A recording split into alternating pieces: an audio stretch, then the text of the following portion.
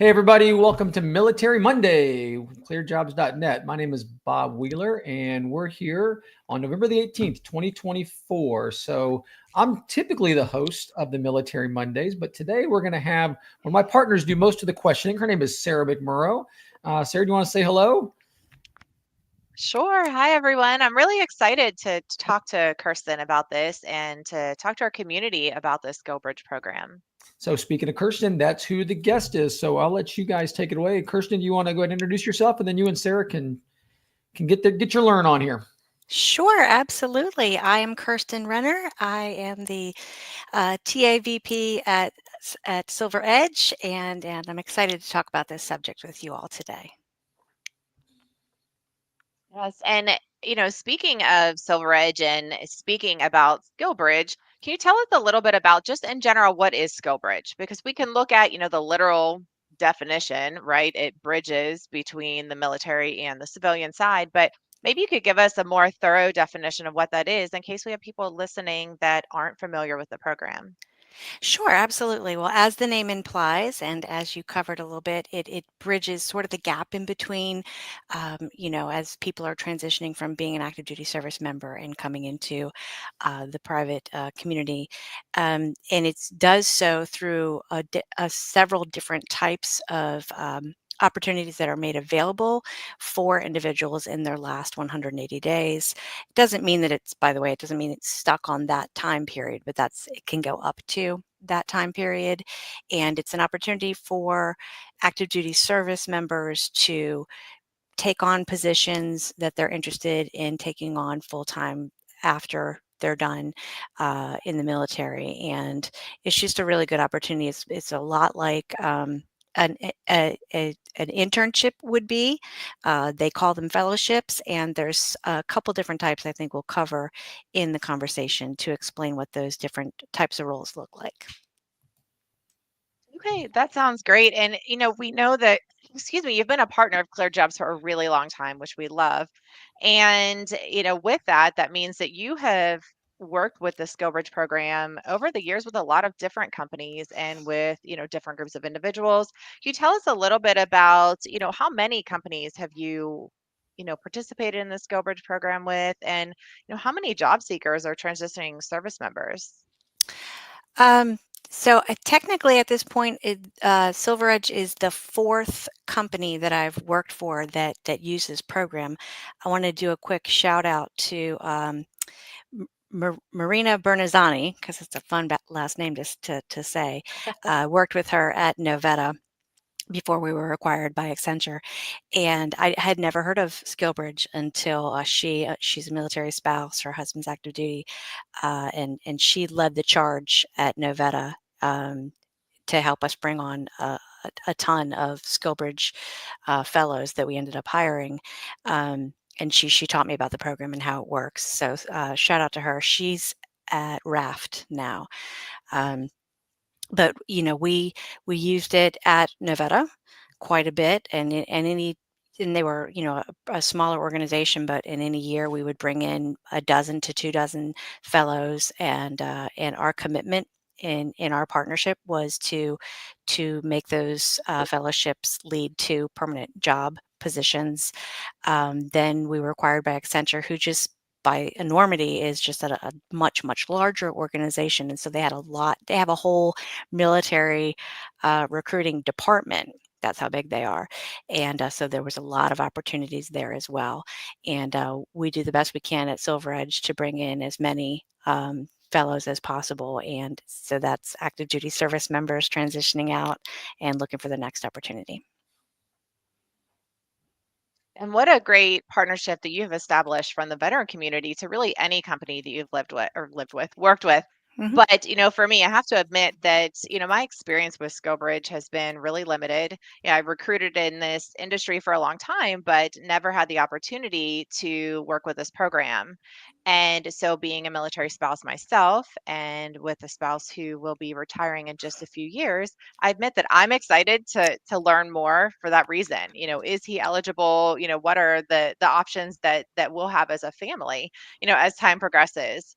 So, if gosh, if you could share with us, let's see, Is SkillBridge open to all ranks? That's a big question that I have. Is it rank dependent? It is open to all ranks, all years of experience, all ranks. You could put in your 4 years and then do this, or you could be what I call a lifer, and you can come and do this 20 years later. I have helped people use the SkillBridge program at every rank and every experience level. See, that's new information to me. I'd heard through the grapevine that it was not, and that's something that my family has discussed. Is this something that we can pursue? So I'm really excited to know that it's not necessarily rank dependent. And And do you it's see also not more at dependent the? Okay, I'm sorry, on that's okay. enlisted or not, right? Like, so that was a question that I've seen as well. Okay. That's a really great point as well. I'm sure that's something that other people are thinking of, and I hadn't thought of that, but that is also a great question that I would have loved to have heard. And let's see, what else? How about command approval? So, you have thinking more of our maybe younger, lower enlisted service members in particular that are thinking, I really like to participate in this, but I have a lot of levels of and layers of command above me that may not think this is a great idea. So, what are your thoughts on getting command approval? So I'm not going to exactly quote this young individual, the one in the painting behind us, my son. But I asked him because I said, let me make sure that I always try to gather as much information as I can. At the last Cleared Jobs event, by the way, where we had hundreds of people, and it was crazy. I saw some people there that had come through SkillBridge, and I knew this podcast was coming up, so I asked them for their experience as well. And some of them were very senior, but my son, who is at specialist level, I asked him this very question. I said, what happens if you're getting some either resistance to getting command approval? What do you do? And again, I'm not going to exactly quote him just because he used a couple bad words because he's an infantryman. But he said, make sure that you know your stuff. First of all, make sure that you know the process and you followed the process. Go to your next in command first. That's the first step. And make sure that they explain the process to you and you follow it. That's every form that you're supposed to fill out and every bit of paperwork that you're supposed to complete in the order that you're supposed to complete it. Because if you're getting any kind of resistance for approval, but you didn't do your part, that will delay you getting what you need. So, assuming that you followed the process properly, and he says this coming from the point of view of having been working in the transition office, working in the back office, and being the one administering the process on his end for the Army. So he knows that when people were having issues, when guys were having issues, he would say, "But did you do the thing you were supposed to do?" So if your next in command isn't giving you the approval you're looking for, he noted it could be a matter of what were the words that he used? Um, Something coming up on the calendar, like a training rotation or something like that, that you are needed, and so that could delay the process. Um, or there's an open door to your command. So you have the right and the ability to go above your immediate leadership if you aren't getting the approval that you need. Go back to, did you follow the rules and did you fill out all the paperwork? So be diligent about the process. I would say step one, follow it and follow rank. Right. That makes a lot of sense. And I know sometimes it can be difficult to figure out, what that process is. So perhaps talking to people who have already been through that process would be really helpful because it sounds like your son, is in a really great position where he kind of knows the process, but I know that can be challenging. So, seek out the right people, right? Seek out someone who's been through this that can kind of get you started to help you be a little bit more comfortable and not miss anything in that process because command is not going to come back and say, well, you forgot this, so I need you to go do this. They You're right. want you to just do it. You're right. You're they right. don't You're they're not right. the ones asking the questions, right? Yeah, yeah, you're right. And that's what their transition offices are set up to do, to assist, right? They should be able to give you guidelines and give you the paperwork that you need. One thing I'm just going to jump in there. I'm going to point out, we talked enlisted versus officer too. That the tough part about that command is just really like you'd mentioned, Kirsten, if they need you for something, that's always the hard part, because they're letting you go, but the command's not getting anybody to replace you, whether you're the S2 officer, whether you're the XO, or whether you're the Humvee driver, right? You're right. Yep. You're right. And and And and that, and and all the people who signed up or are in the military, they know that that mission comes first, and that doesn't mean you won't get your approval, but it might delay things. And like I said, people think, oh, it's 180 days. It has to be 180 days. I've seen it 90. I've seen it as low as 30. Right. So that's an important thing for people to keep in mind as well. Don't lose hope if you don't get your 6 months. Because I've seen some people successfully finish fellowships at um, a lower period of time. In fact, one of the I hope I don't, Sarah, I hope I don't steal your question you're about to ask. I touched a little bit on there are different types of fellowships, right? There's a shadowing program, one-on-one, which is a lot like what an internship would be. And then there's cohorts. So those cohorts could be shorter periods of time too. And it could be for Security Plus certification or for ServiceNow development. There are the larger organizations, as I mentioned, will have these formal programs set up, and some of them are remote, which is another question that if people are listening, they're thinking, can I do it remote? Yes, you can. Not all of them, but some of them, which is fantastic. And those are more like classroom environments where you might achieve a certification at the end of the cohort. and what about pay during these either classes or the internship? Because we know that's a question too, right? Everyone wants to know it'll Yes. get paid, because a lot of times, you're in college, right? You do an internship and it's for free. Yes, you know, yes, and that's people with true. families that are coming out of the military, like, I really can't work for free for 6 months. It's just not possible. Yes. Part of the agreement, the partnership between the participating employer and the DoD is that you are receiving your full pay. And another question for the employers that are listening and wondering, how do I become a participating employer? And is it going to cost me anything? No, it's not. Now the caveat being you don't get to then bill the government for your fellows, because that would be double dipping. You don't get to do that, but you do. Um, you do not have to pay the fellows. The employer does not, but the fellows are getting full pay. Hey, Kirsten, I I think have the a other thing, oh, I'm sorry, go ahead, Bob. I You're just next. something just jumped in my head too, Kirsten. When we talk about, I know it says it's full pay and benefits and everything like that. Do you know if the basic allowance for housing, if they take a fellowship at a different place, are they still getting BAH at their command Smart, geographic smart, location? smart question. The answer is yes. Yes, what? Yes, they're still getting the old BAH, or they get the better one if they go to DC, for example. Uh, Let me double check. I Yeah. just read that. So smart question about the housing. Yes, they are still Yeah. eligible. And if they did relocate, I need to check if it's the location. Yeah. But definitely worth If it checking is on different. before you take the position. Yes, yes, very smart. I just read that answer too. Right.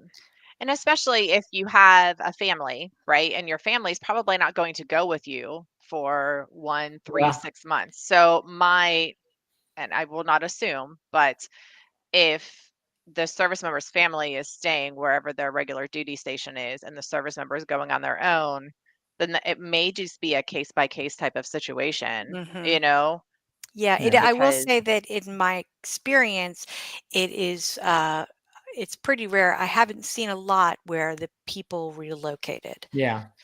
I did just see one where the person went from Colorado to DC, so I got to double check Yeah. what they did with the housing. which is also helpful with those remote opportunities. Yeah. Giving people an opportunity to work on something that's not necessarily where their last duty station was. Hmm. But I think, another thing that I've thought a lot about and I've read a lot about is sometimes service members might have either maybe over or maybe unrealistic expectations, right? Of what they want to see coming out of this internship or SkillBridge opportunity. For example, I read about one where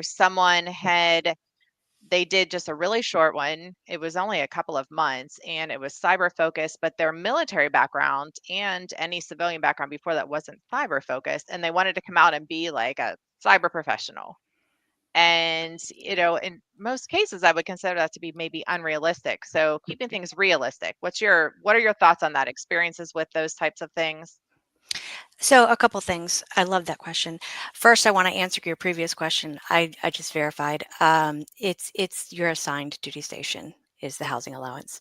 So I just verified that in our agreement. So I would say it's no different than any other training program that you go into in terms of being realistic. I have seen some people that had some really high hopes, either coming out of college or coming out of the military, going into cyber in particular. I almost don't even like to use the cyber word these days. Because it's just it just covers so many things, but there's definitely an expectation that you're going to make zillions of dollars and that you're going to be so employable that you'll never have to look for another job again. So if the sky is the limit on your expectations, you probably need to reel them back to a little bit more reality. And it's the fellowships are going to be one of the individuals that I spoke to at the last Clear Jobs job fair when I was asking him these types of questions said, um, it's not a fit for everyone, right? It's not one size fits all. All the employers, you figure they're different. This is an investment that employers are making. It's incumbent upon the employers to give the best training experience for.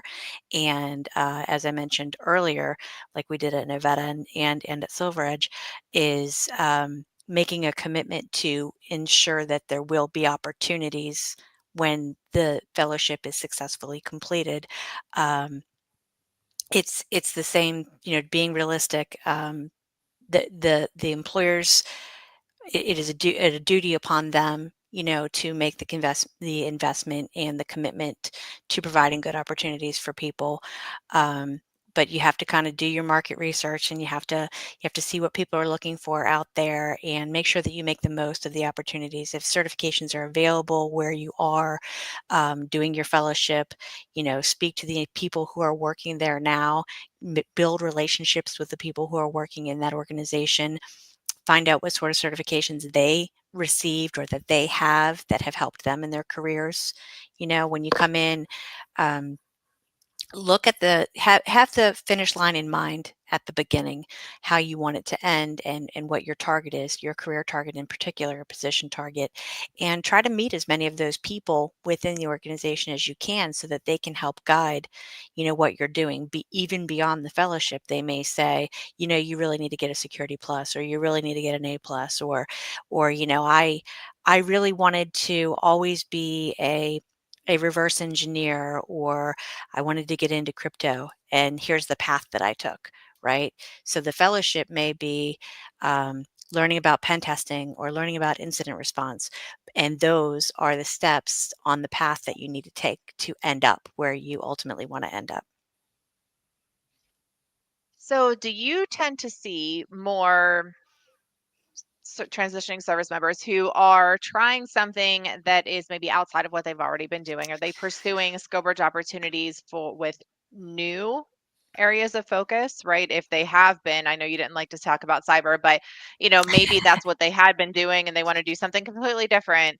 Do you see more of that, or do you see individuals coming out where they're kind of building on what they've already been doing? I'm just curious. No, that's a really good question. It's a process because people, regardless of the experience level that they have in their military career, as they're trying to. One of the things that I see the most, I just did a series of networking socials attached to bases all down. As you know, I was down at Bragg Yes, quite a I bit. saw. Woohoo, fun times. And up here in the DC area, and meeting a ton of active duty service members and transitioning service members. And a common theme is that they're looking for guidance on what to do next, right? So m- most of them are hoping that you will help them understand what is even out there.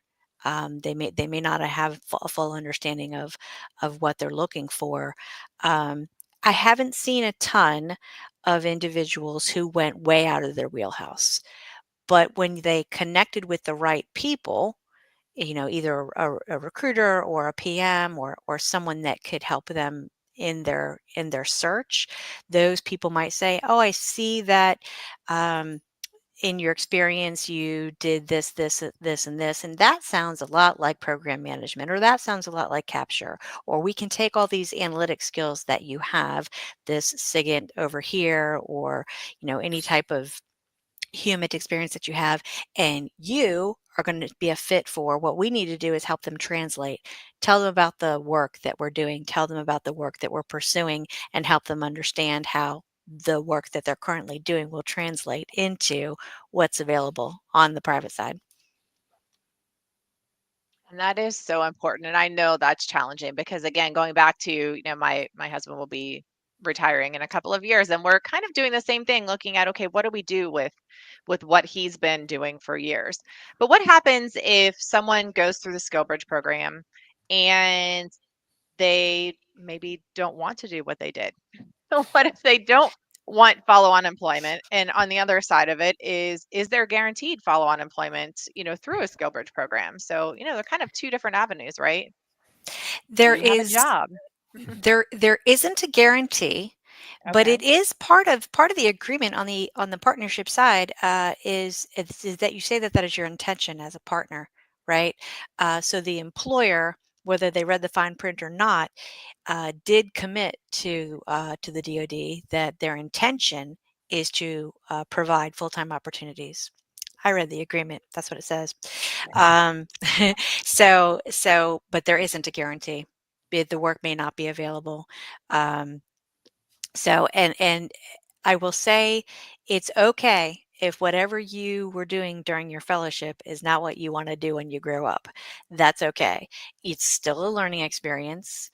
And it still goes on your resume, right? But you're not now trapped into doing whatever your fellowship was about. It's still exposing you to a new environment, a whole new world, frankly. Um, you're getting to feel what it feels like to wear a different uniform, and go to a different environment.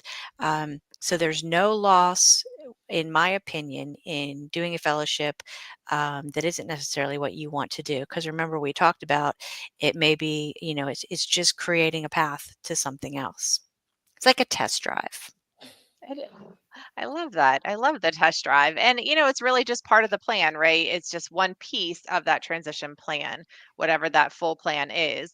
And so while someone's going through the SkillBridge program, then they should probably continue to network outside of what they're doing and with other companies and pursuing other opportunities, right? Because what if there is not an opportunity when they're done, whether they want it or not, right? Mm-hmm. Yep, that's right. So just continue to work, and, LinkedIn's such a valuable resource. Job fairs, like you talked about, continuing to go to events and talk to people. Hey, Yep, hey, Kirsten, we actually have a questions coming in through LinkedIn. I just wanted to throw out there to you.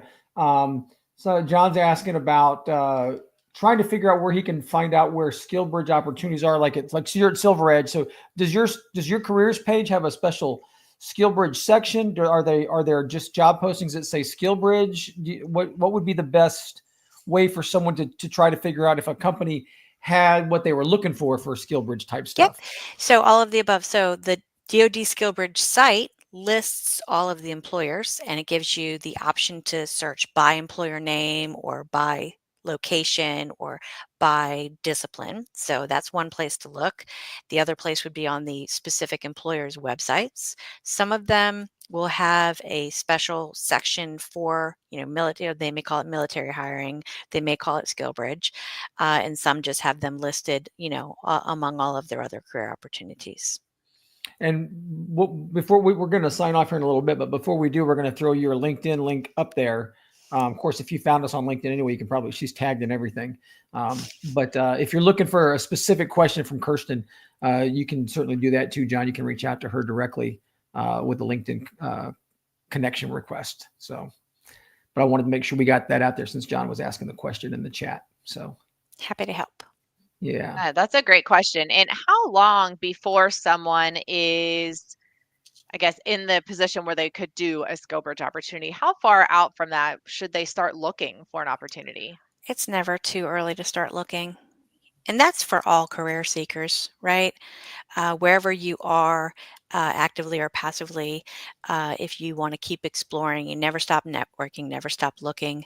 Some of the best jobs I ever had offered to me and ended up taking were when I was actively and happily working somewhere else, right? So it's never too early. And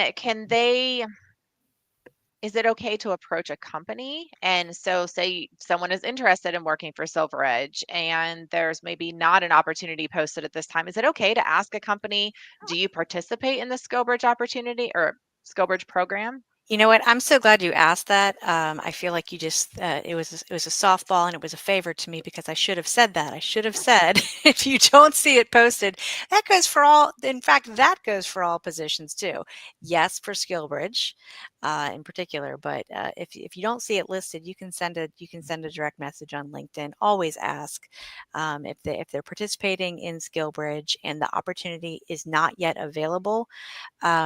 They can create the opportunity. It's very simple. It's very easy to do for that position to get to be opened. Is it difficult for companies to participate in the program? Is it a long process for them? Um, it's um, it's not a long process and it's really not difficult. It's DoD, right? So Right. as might be expected, it is what it is. But you go in, you fill out the application, you get the appropriate signatures, and you get a series of emails, and you just follow this. You just follow directions, just like getting command approval. Right. That's what I was going to It's ask you. just like Yes. getting command approval. You just follow the instructions, and then you get the privilege of being a provider. I love that. And I think we have one more question that we wanted to make sure we hit on, right, Bob? Yeah. Yes. So, and I'll let you kind of take the lead on it, Kirsten, because you're the one that brought this up to us about terminal leave. So, because I ended up having to look that up as well, when a candidate asked me what happens to my terminal leave, it is still available to you. You still get to take it, so you won't be losing out on that.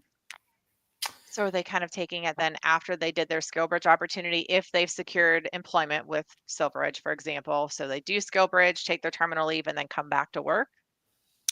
Yeah, they work it out individually. Yes. Okay. Okay. But they can do that. It's not like you miss your terminal leave because you already secured employment and tough luck on you. That is my understanding. Yes. Okay. Well, that's good. All right. Any Well, other this good is, questions, Bob? There no, you go. this has been a great discussion. I've been really enjoyed eavesdropping on this. Really, I like you, Sarah. I was in the military. I saw a family that just got out of the military in the last year. So SkillBridge is one of those topics that just people are always asking about, whether it's a Lance Corporal asking about it or a Lieutenant Colonel asking about it. And we appreciate your feedback, Kirsten, because I think the thing I took away from this was ask the questions. If you don't know the right answers, or if you don't have the answer, ask a question from the individual employer, because they're the ones who can really explain what that process is going to be like on that end. Because it could be one process at SilverEdge and another process maybe at another company, perhaps maybe just a little bit. But if you ask the questions, you can always do things, and then follow the instructions, like you kind of said. We had mentioned, if you guys want to hit her up, you can find her. Kirsten is right there. She's comes to a lot of job fairs. She's out and about, super big time veteran advocate for all kinds of stuff, almost to the point you like collect them like lost puppies and stuff like that. I think you're, we've known you for a long time, and you're not a Johnny come lately to the veteran advocacy thing. You've been doing this for a long time. So we appreciate it. Before we let everybody else go, if you are here as a transitioning veteran and you're looking for things, ClearedJobs.net, we do have a virtual job fair coming up this week for all clearance levels. If you go to ClearedJobs.net, click on job fairs, you can register. And if you come to some in-person job fairs next year, maybe you run into Kirsten. She was just at our last in-person job fair and was voted best recruiter. And so now you kind of see why. So she's a real winner, and we appreciate all of your help. So anything else between Sarah and Kirsten? You guys, anything else before we let everybody go? I think that was Ryan on my team that was for sure the best recruiter there. She She's nailed pretty it. swell too. But I got a cool sticker, love so you. I'm pretty Yes. excited about my sticker. You can see I hung it up there. So Yeah. So I'm really alrighty, grateful for your time today, Kirsten. of course, Really valuable information. Thank you. Thanks a lot, everybody.